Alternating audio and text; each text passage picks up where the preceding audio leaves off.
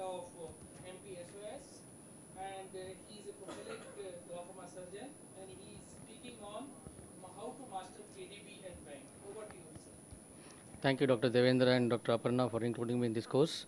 So, we have different approaches for mix, and what I'm going to talk about the trabecular meshwork. So, we have the subcontinental space also, we have the ciliary boundary and the supracontinental space, but I'm going to talk about the trabecular meshwork.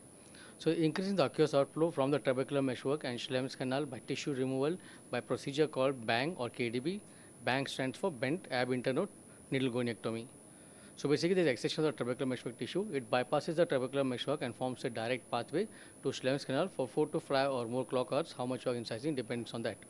It can be performed combined with a cataract surgery or as a standalone procedure in phakic, aphakic or pseudophakic patients also. So before we start this procedure, before we master this procedure, what is the ideal candidate to master this? So the patient should have a cataract plus the following indications. That is, when the patient is having mild to moderate open-angle glaucoma, when the goal is to decrease the IOP by 20 to 30% or in mid-teens, or to reduce the number of anti-glaucoma medications. So always combine this procedure with phaco so as to have a detailed view of the angle. So initially, you should always start this procedure with a cataract surgery. What are the equipments that are needed? You basically need a surgical gonio lens, a cohesive viscoelastic substance, a 25 gauge needle if you are doing a bang procedure, or a dual blade if you are using if you are doing the KDB procedure. So after phaco and IOL implantation, AC is filled with a high density viscoelastic substance. To get an en-face view of the nasal angle, the microscope is tilted towards you by 35 to 40 degree, and the patient's head is tilted away from you by 35 to 40 degree. Apply a cohesive visco over the cornea and place the Schwann-Jacob lens or the surgical gonio lens, whatever you have, to get an en-face image of the nasal angle. So after placing the surgical gonio lens, how you are going to do this is, after every cataract surgery of yours, master gonioscopy first. This is very, very important. Always master gonioscopy. Try to identify the structures. You can prepare a bang needle, take it near the trabecular meshwork, rotate it superiorly and inferiorly without touching the tissue, so as to practice the wrist movements what is needed when you want to cut these tissues. Ideal gonio lens for beginners would be a hands-free one like the Oculus Ecoflex or the one which is by Sensatech. These are disposable gonio lenses available for a price of 4 to 5,000 rupees. You can practice them first, identify the structure, and then if you think your practice is increasing, you can buy the surgical gonio lens, which is autoclavable one, which is going to cost you around 50,000 rupees. So the central point of the nasal angle is penetrated with the tip of one of these instruments. Thereafter, it is advanced for 60 degree inferiorly or superiorly. So there are various degrees of goniectomy you can do. You can do at 120, 240 or 360 like a suture cat. But I'm going to talk about the 120 degree goniectomy because that gives the result at par with the other with the 240 or the 360 goniotomy. So the goal is to excise the pigmented part of the trabecular meshwork and expose the Schlemm's canal into the entry chamber for 100 to 120 degree. A blood reflex at the ablation site indicates appropriate depth has reached. So coming to bang, why bang? Especially in our country, this is the cheapest mixed procedure available. All you need is a 1 rupee 25 gauge hypodermic needle. It's a 5/8 inches preferred, and a needle holder to bend the tip.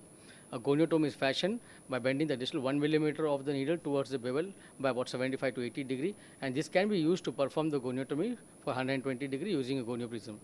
So this is how you are going to prepare the needle. Just distal 1 millimeter you bend by 75 to 80 degree, and make sure there are no other kinks. Now coming to the procedure, as I told you, you should always practice gonioscopy, because if you don't know what you are visualizing, you don't know what you are cutting. So after the cataract surgery, the lens is placed after placing the cohesive visco. First, identify the structures in the low magnification and then increase the magnification and just excise the trabecular meshwork in one go. Repeated movements should be avoided because then there will be a scarring will be more. So in one go, just cut the trabecular meshwork. Reflex of blood, that means you are in the right plane. So 120 degree goniotomy is done. First start from the center point, go inferiorly, and then you can start superiorly and then come to the center point and finish the goniotomy of 120 degree. So this is another case, once again showing the procedure. So ideally, we should always use a cohesive, never use an HPMC, especially in the interface, because if you use HPMC, it gets just washed out, it flows down, and there can be blood. You should always make sure that the incision is more corneal and not limbal, because if it is limbal, then blood can come into the interface and it can obscure your view. So these are the few tips which you have to take care before you start the procedure, so that your surgery becomes very smooth. So why bang? Because in this, the bevel and the lumen of the hypodermic needle, it forms two cutting edges. So it gives an effect of a double blade goniotome capable of excising the tissue and block. So same thing like what you have in KDB. So the dorsal portion of the bent needle acts as a guard. It prevents the incision of the posterior wall of the Schlemm's canal and helps in maintaining the plane of the incision. Coming to the curved dual blade, it is expensive than bang because bang is 1 rupee and curved dual blade is about 30,000 rupees. But still, it is a good instrument, but depends on how much your patient is going to afford. So it is a single-use disposable blade. There's a sharp tip that pierces the trabecular meshwork. There's a ramp which touches the trabecular meshwork, and again it has 12 parallel blades, which creates a paired parallel incision of the trabecular meshwork. It has a rounded heel, tapered sides, and a smaller foot plate, which improvise the ease of use as well as the optimized fit within the canal. So this is the tip of the curved drill, the way it looks. I already described what it is and the different parts of the blade. So coming to the goniotomy, how do you practice? So these are demo eyes which are available in the trade. I mean, we have this course in the SSTC area also, and in the trade area, the person who's selling the curved dual blade, they have the demo eyes. You can find out from them from where to get the demo eyes, and you can practice this in your home itself. So basically, in this, the procedure looks very, very easy because the trabecular meshwork is nicely formed. It's heavily pigmented. So you feel that it's very easy to perform this surgery.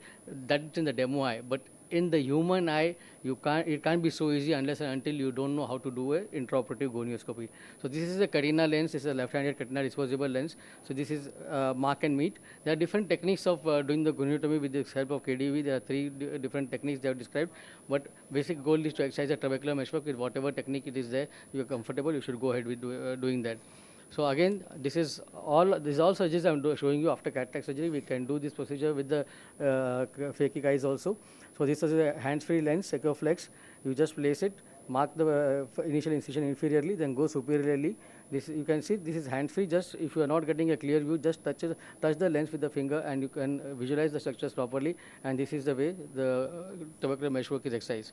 Now there is another hook called we have a Tenito hook to perform this goniotomy, and there is one more called the Lance micro hook. It is somewhat similar to the basically the Tenito hook, but this is more economical than the Tenito hook, and this is available for about $450 to $500.